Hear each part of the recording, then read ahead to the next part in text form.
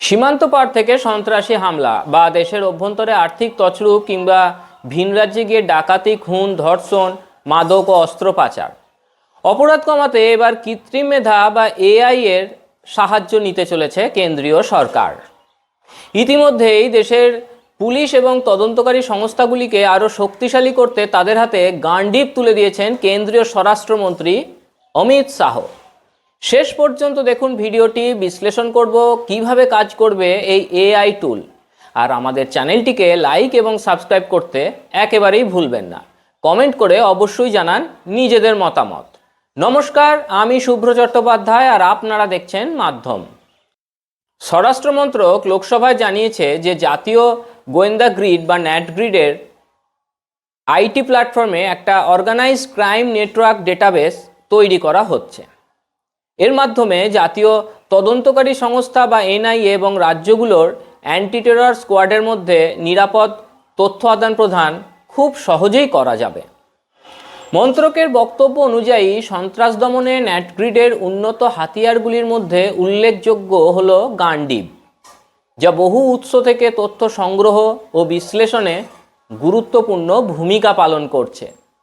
NIA এবং ATS এর মতো সন্ত্রাস বিরোধী তদন্তকারী এবং পুলিশি দলগুলোর মধ্যে নিরাপদে তথ্য আদান প্রদানের কাজটা সহজতর করতে ন্যাশনাল ইন্টেলিজেন্স গ্রিড বা ন্যাটগ্রিড নামের একটা তথ্য প্রযুক্তি প্ল্যাটফর্ম তৈরি করা হয়েছে।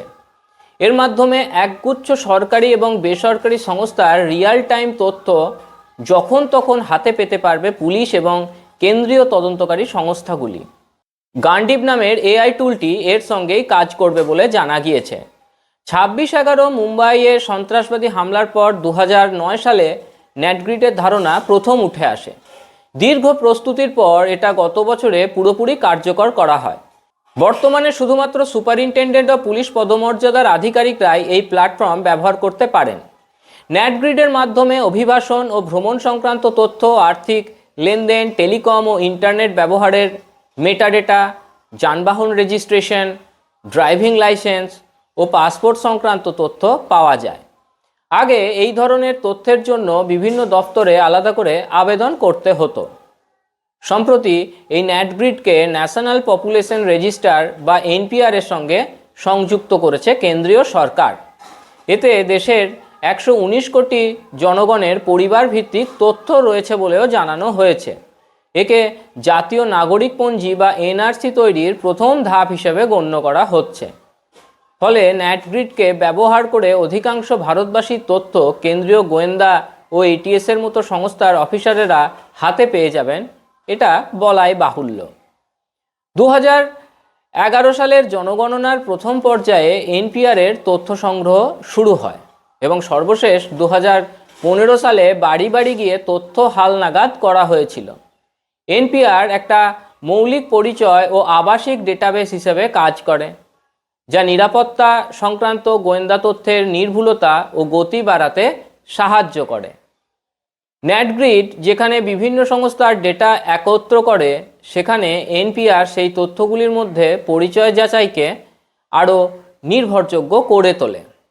গান্ডিব হলো ন্যাটগ্রিডের একটা উন্নত অ্যানালিটিক্স টুল, যা তথ্য অনুসন্ধান, বিশ্লেষণ ও সংযোগের পদ্ধতিকে আরও আধুনিক করে তুলেছে।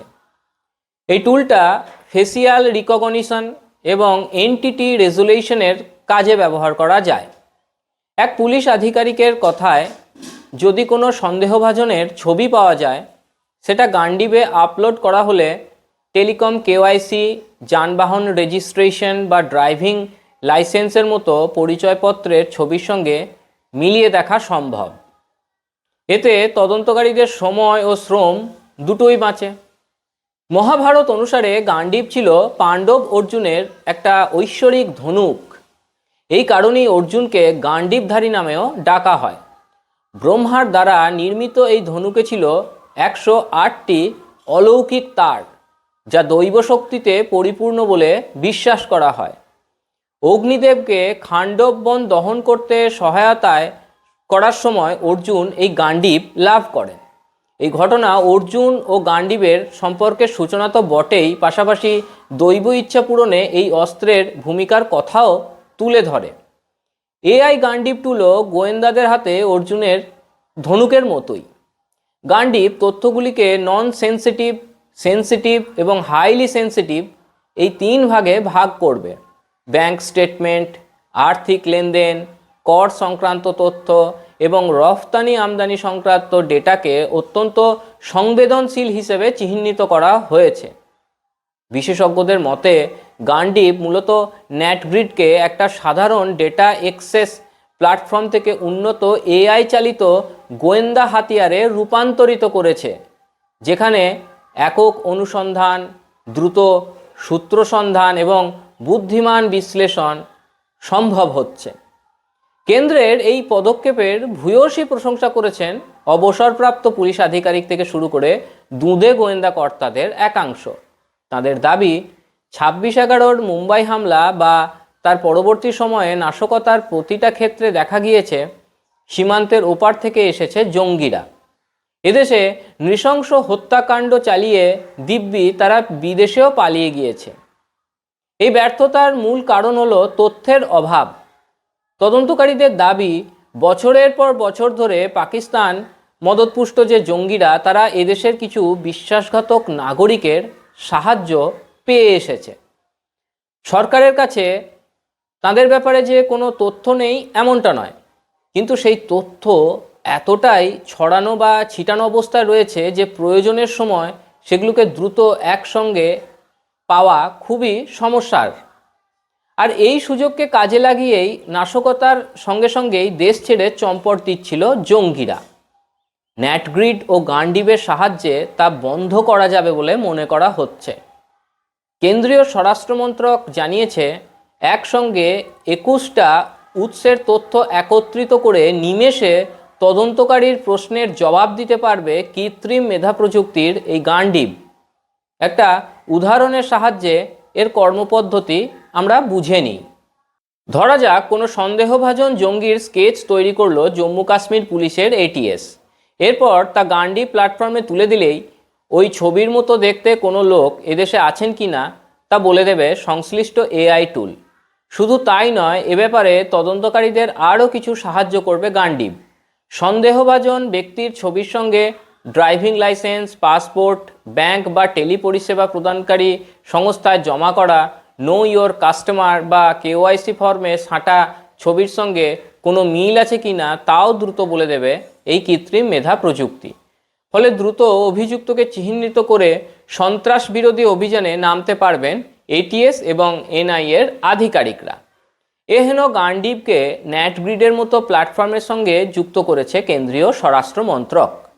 ন্যাটগ্রিড আবার যুক্ত আছে এনপিআরের সঙ্গে। ফলে সংশ্লিষ্ট কৃত্রিম মেধাভিত্তিক প্রযুক্তিটি ব্যবহার করে 119 কোটি বাসিন্দার মধ্যে থেকে অপরাধীকে চিহ্নিত করতে পারবেন তদন্তকারীরা। আজ এখানেই শেষ করছি। কেমন লাগলো আমাদের প্রতিবেদন জানাতে ভুলবেন না। সঙ্গে থাকুন, দেখতে থাকুন মাধ্যম।